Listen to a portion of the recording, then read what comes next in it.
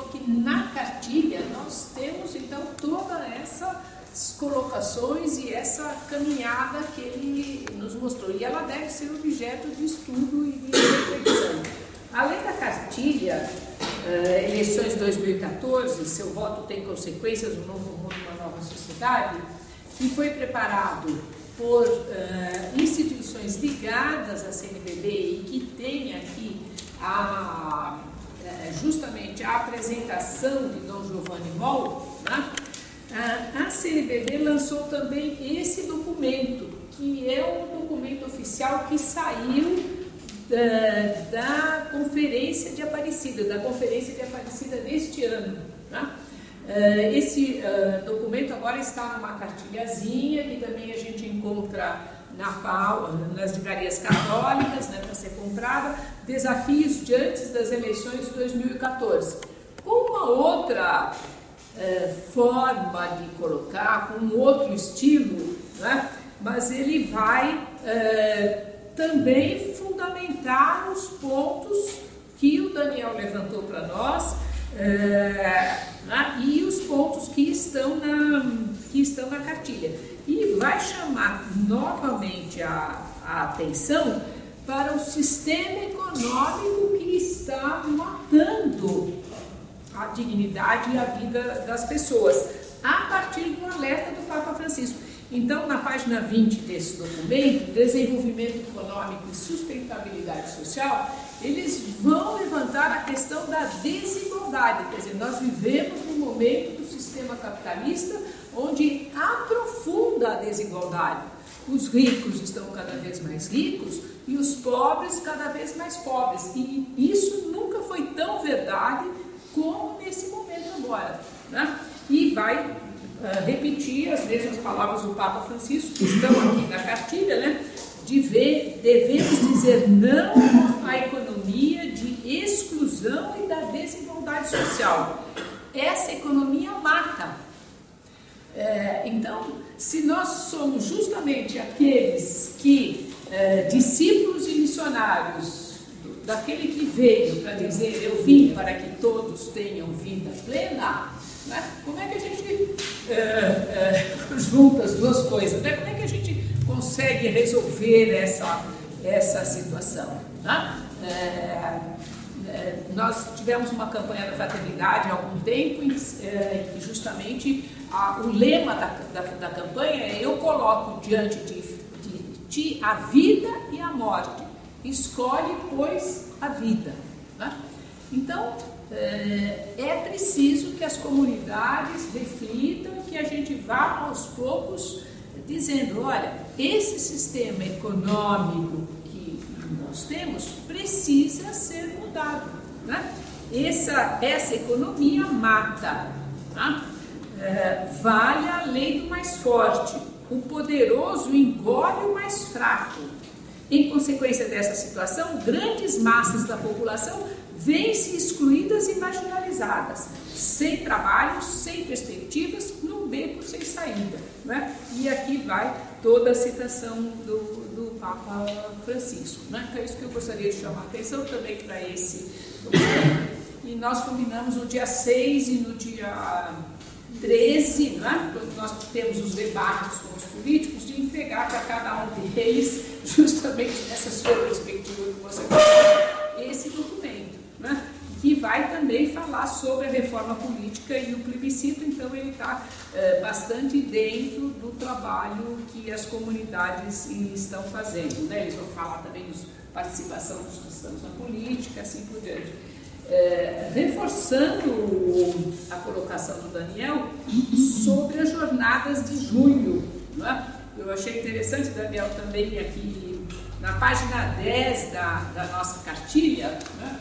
Quando o Daniel lembra as jornadas de junho, o Papa também, na Evangelii Gaudium, ele vai lembrar das jornadas de junho, né?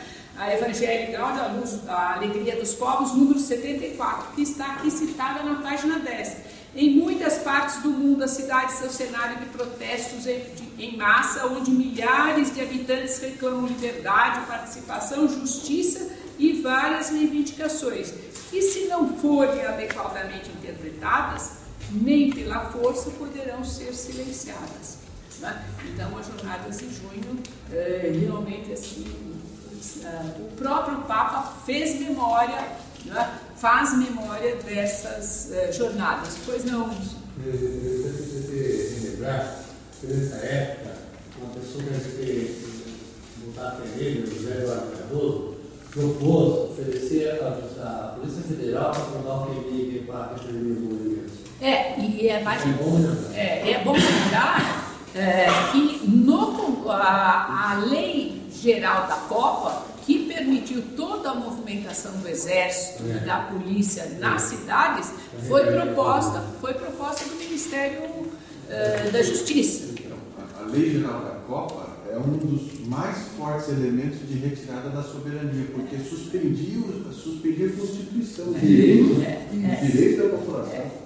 E a lei geral da Copa foi feita a população foi considerada como uma força oponente, como é o nome, houve uma legislação, porque ela ainda não foi revogada, onde o Exército e a Polícia consideram a população como força oponente, quer dizer, quem é o inimigo do Estado. Vira território FIFA, quem não está nesse território aqui. É a população que se manifesta. Né? E essa lei está vigente, quer dizer, ela não era restrita ao período da Copa. Então, quando se fala da criminalização dos movimentos sociais, e hoje a gente tem, recente agora, dessa semana, manifestação dos advogados, já tivemos anteriormente manifestações da imprensa, né? Justamente nesse sentido, o Estado não está respeitando aquilo que já está decidido, proposto e normatizado pela própria Constituição. Por exemplo, os advogados chegam na delegacia para acompanhar os manifestantes e eles são, muitas vezes apanham, são ameaçados com revólver, com força o pessoal manda calar a boca, né, o advogado. Muitas vezes eles são impedidos de entrar na delegacia. A gente tem tido relatos dramáticos dessa situação. Quer dizer, o próprio defensor da liberdade, que é o advogado, está sendo agredido por esse Estado que, por obrigação, deveria defender os direitos da coletividade. Então, agora, você chamar a Sandra? O que fazer? Olha, vamos ouvir um pouquinho a Sandra, já estamos dando as perspectivas, né? E eu diria para o senhor, olha, se o senhor quiser, toda segunda-feira, às 17 horas, lá na Cúria, onde o senhor esteve, se reúne entidades na campanha contra a criminalização dos movimentos sociais, né? Então, nós temos é Pastoral Fé e Política, mas é Centro Santo Dias de Direitos Humanos, é Comissão de Justiça e Paz, é o Grupo Tortura Nunca Mais, é o Grupo contra o Genocídio da População Negra e Pobre, toda segunda-feira às 17 horas. Também não dá para fazer essas denúncias assim no vazio, né? Você tem que ter alguma... Exato. Você tem que, mesmo em relação a denúncias de corrupção eleitoral, você tem que ter uma possibilidade de formalizar provas, né? Porque o que acontece muitas vezes é que você pode achar uma pessoa, não, eu vou denunciar, né? Mas na hora que a pessoa chega à frente ao promotor ou frente ao juiz, ela volta atrás, e é como o senhor falou, ela fica com medo. Não é uma situação realmente fácil. A Sandra é membro da Pastoral Fé e Política e ela está se dedicando esse ano à divulgação do plebiscito. Já percorreu centenas de lugares. Ela tem ido desde as reuniões do clero aqui da Arquidiocese de Santana, passou por todas as regiões episcopais, já passou por todas as Conceição de Ipiranga, por causa da mudança do bispo, e também nas comunidades, aonde for chamada, as cidades foi para Mogi das Cruzes, esteve lá na Diocese com Dom Pedro, né? Então está nos ajudando. Teve na reunião do clero aqui da Lapa. Semana passada, né? Semana passada. Tá bom, sim. Bem, então, dando continuidade ao que o Luciano e o Daniel já falaram aqui, né? A partir das manifestações de junho, nós temos até uma matéria de meia página do jornal São Paulo que nós fizemos, né? Foi o lançamento do nosso plebiscito constituinte lá no dia 15 de novembro do ano passado em Brasília. Então, a partir desta data, nós estamos se mobilizando para estar passando para a sociedade o que é uma constituinte exclusiva e soberana do sistema político. A Constituição que nós temos hoje, ela tem os fundamentos que, inclusive, já o Daniel passou, mas tem muita coisa que está lá escrito que eles não colocam em prática. E, além disso, o pedido de soberania é a soberania do povo em si, né? Eles nos representam, mas os representantes que nós temos hoje, mas soberano quem são somos nós mesmos, né? O povo em si. E nessa Constituinte Exclusiva e Soberana, ela vem para dar uma ajuda em estar colocando a pessoa, o povo, por exemplo, o negro, que não é representado na política, o índio, a mulher, que ainda tem representação mínima em todos os pontos da política, em todos os locais. Então, a intenção é de fortalecer essa Constituinte para estar pedindo o plebiscito, que não é colocado hoje no nosso governo atual, referendos, como nós temos já em outros países, que nós temos para qualquer coisa que ser feita no local, uma ponte, uma passarela, o povo é consultado. Então, essa parte do plebiscito é fundamental para o nosso país. Então, desde o dia 15 de novembro, a gente vem trabalhando, nos conselhos participativos também, nas subprefeituras de São Paulo. Então, o foco com os conselheiros é super importante, porque a maioria deles são membros de associações, são lideranças de movimentos sociais, movimentos de moradia. Então, são pessoas que articulam muitas outras pessoas. Então, esse trabalho que eu estou fazendo do plebiscito, não só do plebiscito, como também estou levando as escolas de cidadania, tudo que tem relativo à cidadania, a gente tem que se colocar para o povo, divulgar e estar sempre colocando um despertar no próximo que nós temos ao lado, que ainda não tem esse despertar. E agora, que estamos já há 2 semanas, né, da nossa semana de votação de plebiscito, hoje, inclusive, nós temos a nossa plenária estadual. Começou já hoje às 9, inclusive saindo daqui, eu já vou estar indo para a plenária. O sindicato do dinheiro? Vai ser no Sindicato dos Químicos, na Tamandaré. Na Verde vai ter pica. Nos engenheiros hoje não vai ter nada. Então foi. Você devia ser no sujeito. Não, mas no Sindicato dos Químicos. Hoje o que se falou, Luciano está indo para a Câmara Municipal com uma discussão sobre a lei de eleições limpas. No Sindicato dos Engenheiros não estou sabendo. Sindicato dos Químicos. Sim, hoje inclusive também, todos os sábados, a partir do sábado anterior, nós começamos também... Oi? Perdão. Hoje é o dia todo, até às 16 horas. Até às 16 horas, já começou às 9 e vai até às 16 horas. São as lideranças dos comitês, né? Isso é toda a reunião estadual que está tendo hoje para a gente estar vendo quais ainda são as dificuldades, quais as metas que nós precisamos alcançar. Mas nós estamos já em torno de 800 comitês no país, né?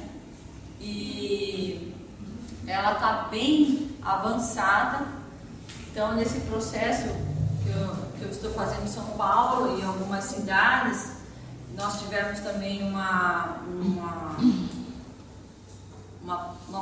parceria com a Fé e Política da Bahia, que é ali no Recôncavo Baiano. Eu estive lá também no congresso que nós tivemos, e lá nós também pegamos várias cidades também do Recôncavo Baiano para trabalhar tanto o plebiscito quanto a parte da coalizão. Então nós estamos pedindo para que os votantes estejam presentes com o título de eleitor, que é fundamental, porque, como já o Luciano falou, a partir do momento que a pessoa esteja votando para constituir, inclusive soberano do sistema político, que é sim, quem quiser responder não, fique à vontade, mas nós queremos que sim.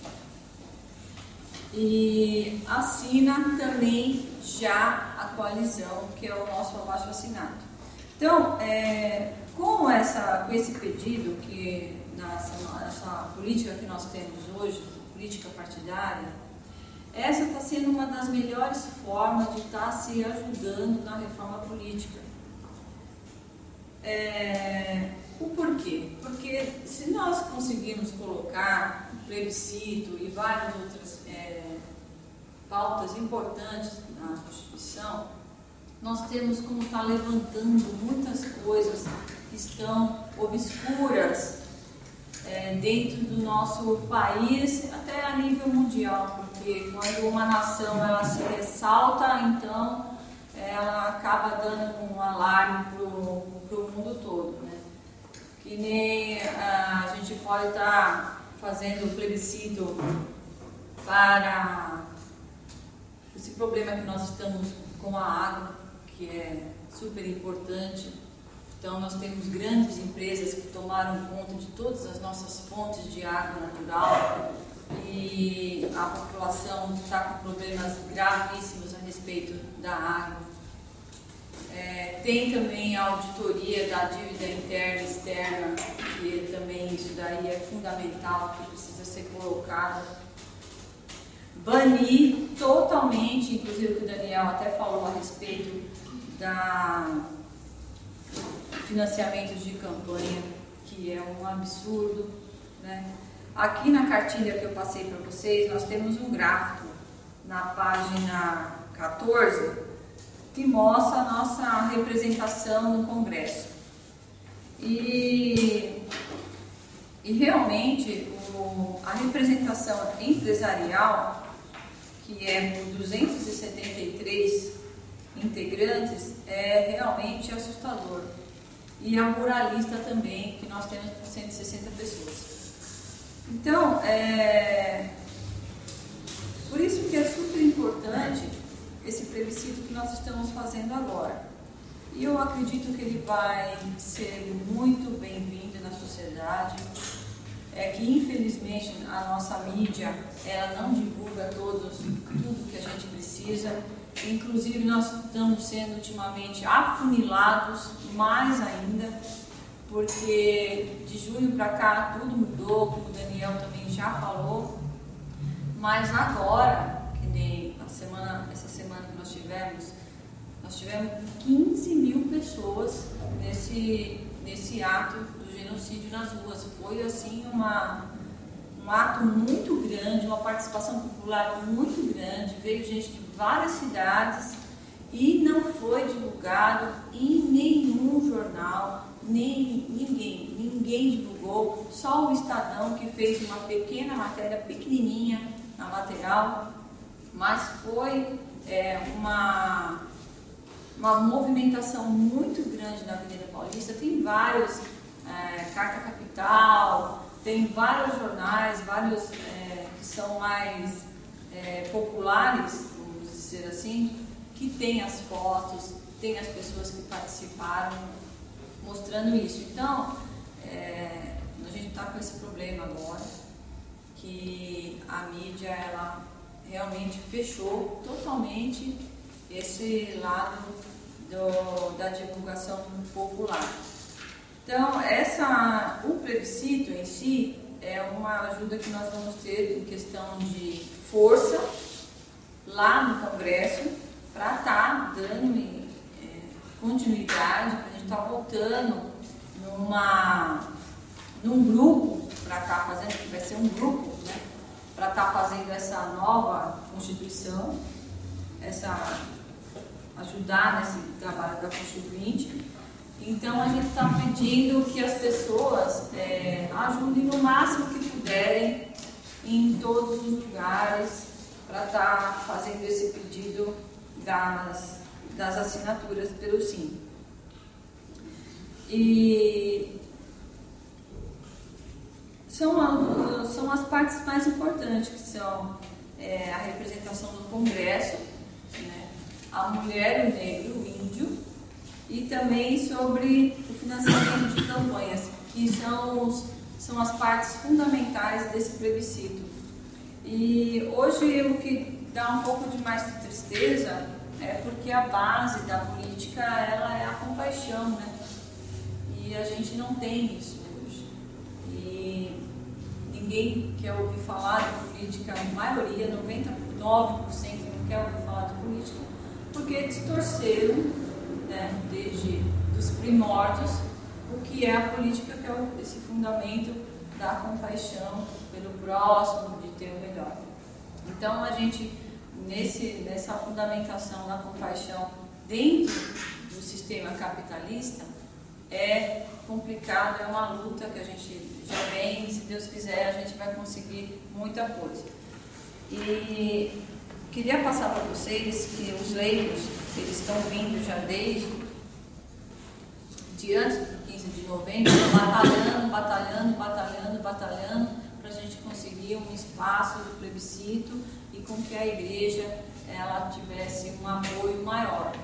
E, bom, eu desde o dia 15 do ano passado, eu venho incansavelmente, dias, semanas, meses, tentando colocar nos cléros, nas paróquias, em todos os lugares que eu vou, para estar colocando o plebiscito para a gente ter essa força maior, inclusive da nossa CNBB.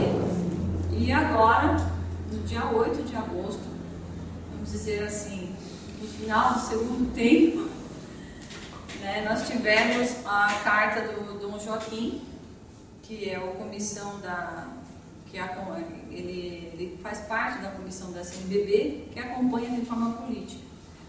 E ele mandou uma carta, que inclusive foi lida agora na nossa última reunião nacional, que foi aqui em São Paulo, a nossa plenária nacional, dando todo o apoio para o plebiscito, juntamente com as eleições. Então, foi uma vitória muito grande de Dom Joaquim estar passando para a gente esse apoio. Agora, como nós estamos já para as eleições, praticamente dizendo, nas paróquias, nos locais, quem quiser ter uma urna, é super simples de se fazer. É só colocar uma caixinha de sapato, enfim. Eu fiz a minha assim.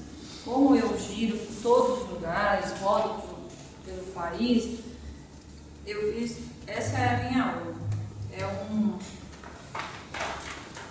É um saquinho daqueles de malote, né? Então, esse material do plebiscito já está tudo disponível já no nosso site. Então, eu vou andar com essa minha urna volante.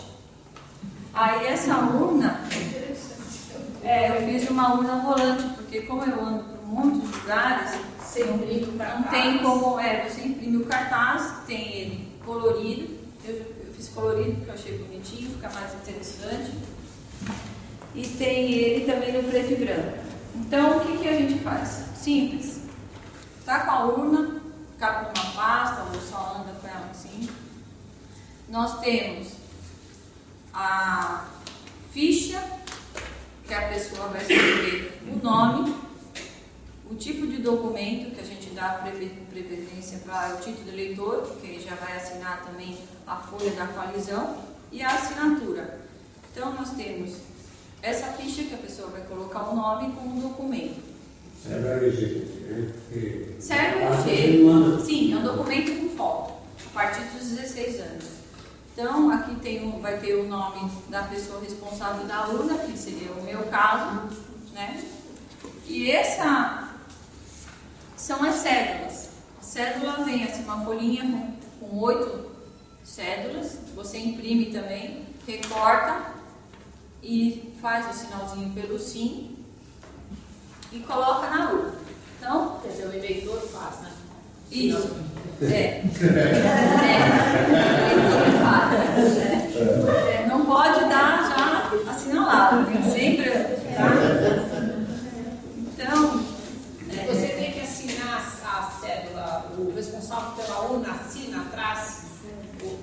Houve essa instrução ou não? Assina atrás da urna? Não, na cédula não há necessidade. Você só vai escrever, então assina aqui, põe a cédula. Então as cédulas já vem junto com a assinatura, né? A pessoa coloca a assinatura. Então cada responsável da sua urna é só comunicar ao comitê estadual, né?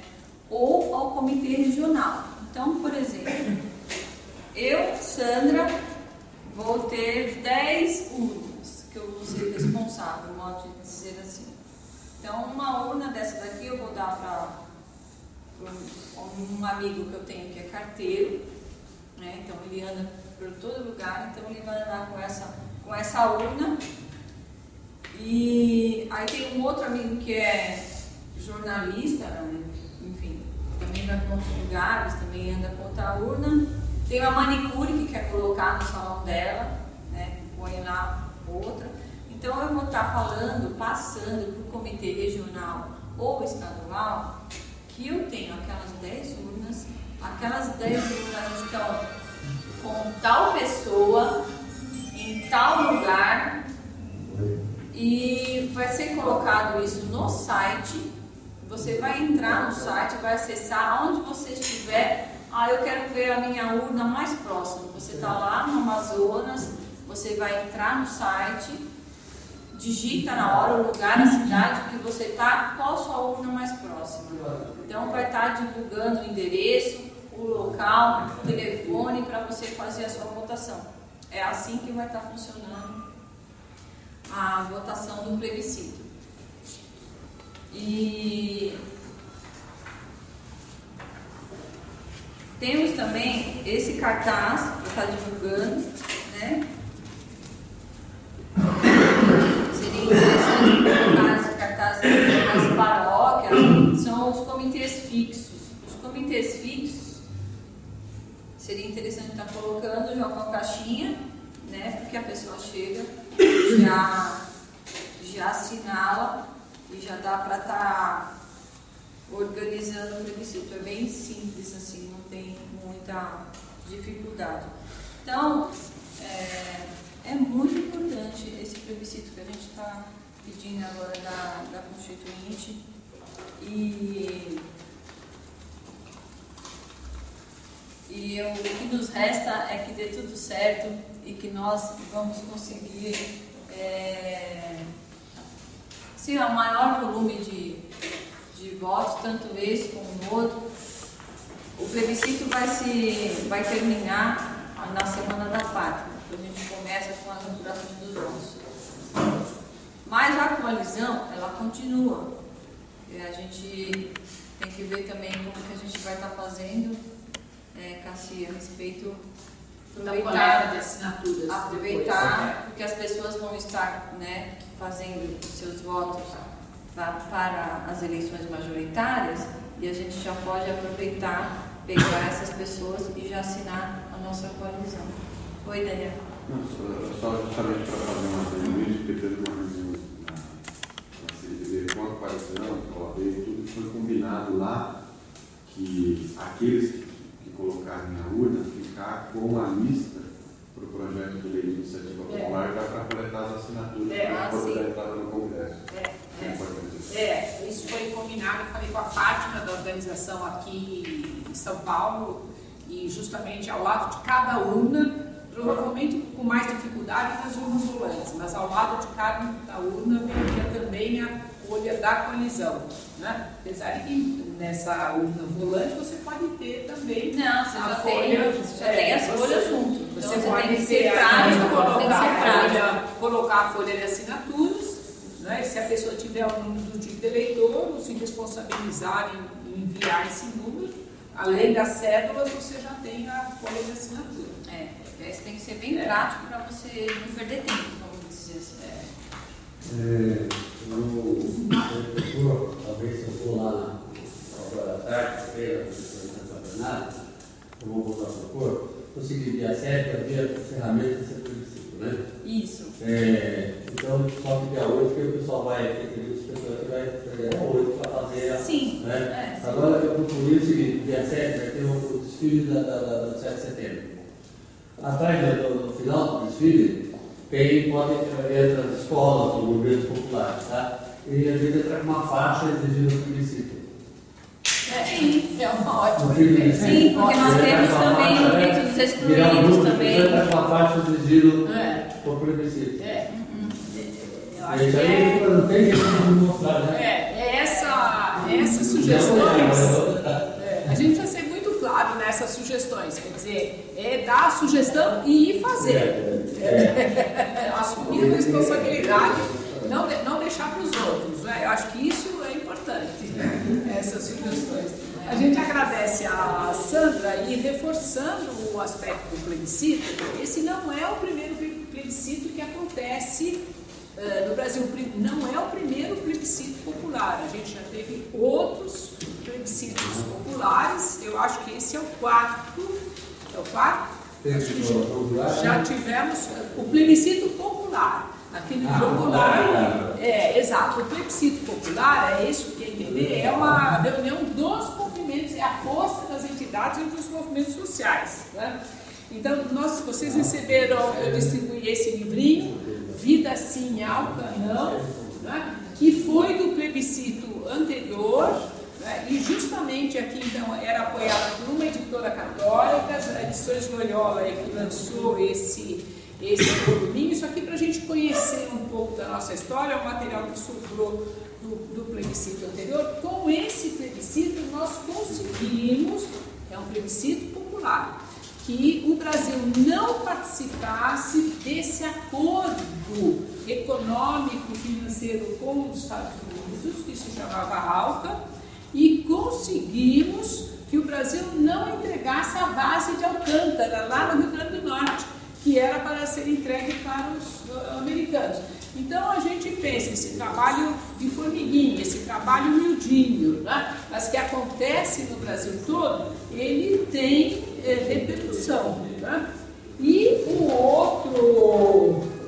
outro plebiscito, esse foi em 2007 também, de 1º de setembro, de 1 a 7 de setembro de 2007, é o plebiscito sobre a Vale. A Vale já estava privatizada. Aqui a gente tem depoimentos belíssimos de Dom Luciano, porque Dom Luciano já estava lá em Mariana, viveu essa situação toda de privatização da Vale, se colocou contra a privatização, mostrando como isso é um roubo do patrimônio do país, né? E isso resultou num processo que está no judiciário, correndo parado, mas é um processo contra essa privatização que aconteceu e que roubou o patrimônio do país. Esses processos são processos pedagógicos que vão construindo uma cultura diferente e contra aquela cultura que predomina, que é a cultura dos meios de comunicação social, como a gente já lembrou aqui. Né? Nós estamos na hora de encerrar. Eu não sei se ainda vai haver alguma pergunta, né? Então, vou terminar as duas explicações. Vocês receberam na pasta esse folder da Pastoral Fé e Política da Arquidiocese de São Paulo, tem todos os objetivos, tem a explicação, e esse folder sobre a Escola de Fé e Política que acontece na região episcopal Belém, que faz parte de uma rede de escolas, né? Então, eu gostaria que a Mônica desse uma palavrinha sobre essa rede de escolas, Mônica. Você vem e, além disso, lembrando que o Conselho Nacional de Leigos aqui da Lapa gostaria também, a partir do ano que vem, de formar uma rede, uma escola aqui. Né? A gente agradece a Sandra e nós estamos aqui umas 10, 12 pessoas, então, Sandra, eu acho que a gente já tem 10 ou 12 urnas rolantes. Achei ótimo, porque eu estava tentando me imaginar como é que eu ia andar com uma caixa na mão. Mas é só entrar no site do plebiscito e lá fazer a inscrição. Eu trouxe, como tem poucas pessoas, dá para distribuir, eu acho que para cada um. Olha lá, então vamos até ganhar uma. Lá no Butantã vocês. Certo, olha lá, então você já tem aí um comitê. Sandra, e aí no comitê na Câmara Municipal tem uma. Você me lembra que tem uma pessoa que quer fazer um comitê lá na Câmara Municipal, já te dou o endereço. Mônica, então sobre a rede de escolas, se você quiser dar uma Então, sobre a rede de escolas, eu acho que alguém aqui já ouviu falar, né, da proposta que a gente está formando uma rede a partir dessas iniciativas que está aparecendo aí em todo o estado. A gente, quando foi pensado a rede de escolas, a partir da iniciativa da Escola de Cidadania lá na Zona Leste, lá no Vaticão, surgiu a ideia de que já existiam outras escolas. No Brasil inteiro já existem escolas de fé e política e a gente não tinha conhecimento desse trabalho. Esse trabalho é um trabalho que, segundo Valdemar Rossi, é um trabalho revolucionário, eu concordo com ele. Criar espaços para o debate, para a participação, para que as pessoas sejam ouvidas. A gente não tem. A gente passou muito tempo sem ter esses espaços. E aí começam a aparecer esses espaços e essas iniciativas. Uma vai chamando outra. E aí, como não existe nenhum organismo assim, que articule essas escolas, que dê visibilidade a esse trabalho, a gente começa a pensar em formar essa rede. Então, assim, no entendimento de que se existe uma iniciativa lá na Zona Leste que está dando certo, imediatamente a Zona Sul, lá com o padre Jaime, já foi lá, já visitou, já viu. Aí a gente como Pastoral Fé e Política, estava presente nesse momento e já vamos pensar na Escola de Belém. Mas se a gente começa a trabalhar cada um isoladamente, esse trabalho não tem tanta repercussão, tem tanta como se a gente se juntar e trabalhar em rede. Então, daí surgiu a ideia de estarmos juntos e formar a rede de escolas de cidadania. A gente viu que aqui em São Paulo já existia, lá em São José dos Campos, já tem uma escola com mais de 13 anos, que está lá trabalhando, que está atingindo o objetivo dela. E se a gente caminha junto com essas experiências, a gente, com certeza, esse trabalho avança, né? Eu lembro que na segunda reunião que nós tivemos para compor a rede, o Padre Chicão, ele falou uma coisa assim que eu carrego, porque ele falou assim, imagina, a gente estava nas eleições para 2012, né, para prefeitos e vereadores. E o Padre Chicão imaginou, assim, sonhou com a formação de escolas. Imagina se a gente tiver uma escola em cada região da cidade de São Paulo, nas próximas eleições para prefeito. E aí hoje, 2 anos depois, a gente tem conhecimento de 13 escolas que já foram formadas a partir daí. Então, para a gente, assim, é um trabalho que a gente precisa caminhar com ele, porque é um trabalho que a gente sente que está tendo bastante repercussão. E assim, a gente não entende jamais um trabalho que é feito um grupo feito, um trabalho feito com um grupo isoladamente. A gente tem que dar as mãos e trabalhar. Fiquei bastante feliz aqui, porque eu já vi o Francisco aqui, que ele já falou da Escola Cidadania lá do Butantã, que foi uma experiência que começou esse ano e que já está assim, nas visitas que nós fizemos lá, nós vimos como está interessante o trabalho do pessoal lá, o pessoal lá está trabalhando, enfim. Então, toda essa ideia da rede é em torno disso. Não é que a rede se proponha a formatar desenhos de escola, não. A rede não se propõe isso, a rede se propõe em divulgar, em estar junto com esses aí, divulgando essas experiências para que a gente trabalhe, caminhe junto nesse processo. Aproveitando aqui a oportunidade, Cassi, a gente tem feito alguns encontros da rede, né? Esse ano a gente já fez um lá no Belém, que foi tratando também, a gente escolhe um tema para trabalhar junto com as escolas e foi justamente sobre reforma política, porque esse tema a gente precisa caminhar com ele para não ficar aí. No próximo sábado, a gente vai ter o 7º encontro das escolas de cidadania, de fé, política, cidadania, justiça e direitos humanos, que são essas escolas. A gente vai estar se reunindo no Capão Redondo, que é uma escola, a escola do Povo em Ação. Eles pediram que o 7º encontro fosse feito lá. Então, eles vão nos receber para a gente continuar essa discussão que está aqui, porque o tema vai ser reforma política também e o plebiscito. Então, a gente vai estar lá, todas as escolas vão estar reunidas e representadas para continuar esse debate aqui, para que a gente consiga ganhar força nesses espaços.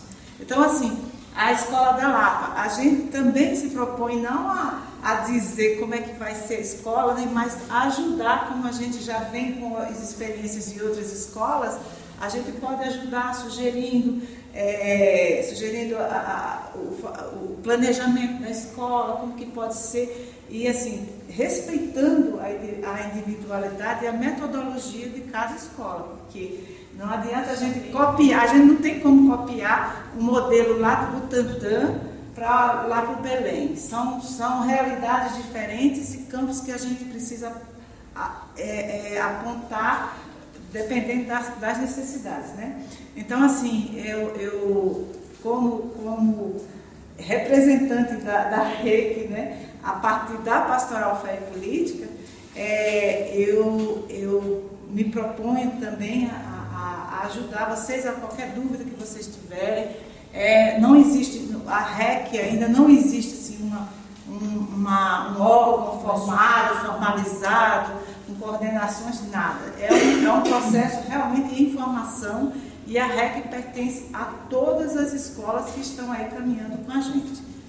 Não só isso. E as escolas aí mais jovens, acho que é do Butantã, Dona Chinha? É a do Butantã e a de Mogi das Cruzes, que começou agora nesse semestre agora. Né? E já começava no ano passado, desde o início desse ano, a Escola de Santana, também com apoio do bispo local, e a Escola de Guarulhos, também com o apoio do bispo. A do Belém, ela começou ano passado, ela tem uma estrutura que é anual, né?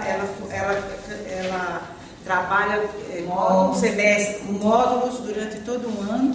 Já a do Butantã, ela trabalha semestral. Zona Leste, lá do Vaticão, semestral, mas cada uma, dependendo da sua, vai descobrindo a forma melhor de trabalhar, né? Agora é partindo para o trabalho. Então, eu penso que, diante, né, da luz que esses assessores vieram nos trazer, iluminar, né, a nossa decisão, a nossa posição enquanto leigo, enquanto batizados, e que nós temos uma missão, e essas informações possam, né, a gente possa levar para frente e passar para aqueles que não puderam estar aqui. Então, com muito carinho, eu quero agradecer aos nossos assessores, ao Luciano que já teve que se retirar, ao Daniel, meu carinho, você, Daniel, como sempre, a gente já se conhece, como você falou, né? Já de antes. A você, Sandra, que pude conhecer a partir da escola de Fé e Política, mas em especial quero agradecer a Pastoral Fé e Política, porque ela muito tem nos ajudado a estar aqui nesse momento, né? A estar proporcionando para todos essas informações, a estarmos iluminando. Então, meu carinho à Pastoral Fé e Política, Mônica e seu esposo, que estão proporcionando aquelas pessoas que não puderam estar aqui, mas participaram online desse encontro. Então, meu carinho por vocês, por nos ajudar. E quero agradecer muito você, Cassi, que caminhou com a gente esses dias, muito gamos para você. E a Cassi sempre muito presente, né, para que esse momento acontecesse. E os nossos companheiros do Conselho de Leigo, agradeço a presença de cada um. Padre Zena sempre também nos acompanhando, representando Clero, ele está sempre junto com a gente. Então, eu deixo aqui o meu carinho. As irmãs religiosas, foi muito bom vê-las aqui. A cada um, se a gente for citar aqui os nomes, né? E dizer que foi bom esse momento, porque aqui nós podemos nos conhecer. Penso que podemos conhecer outras pessoas que têm os mesmos ideais e fazermos parte dessa rede. Tá certo? Então, fica aqui o meu agradecimento. Sim, e quero lembrar, né, que nós temos, então, no dia 6 de setembro, nós também estamos proporcionando aí esse debate com os nossos futuros candidatos.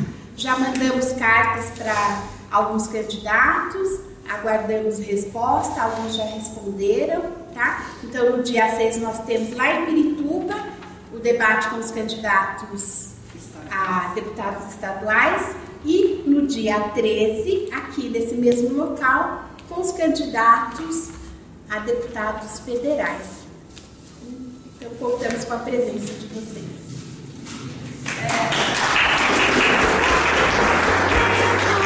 Trazei também vossa voz e todo anseio, não quero ver-vos dispersos ao relento. Vinde aprendei o caminho que é novo, é a casa do Pai a vossa espera.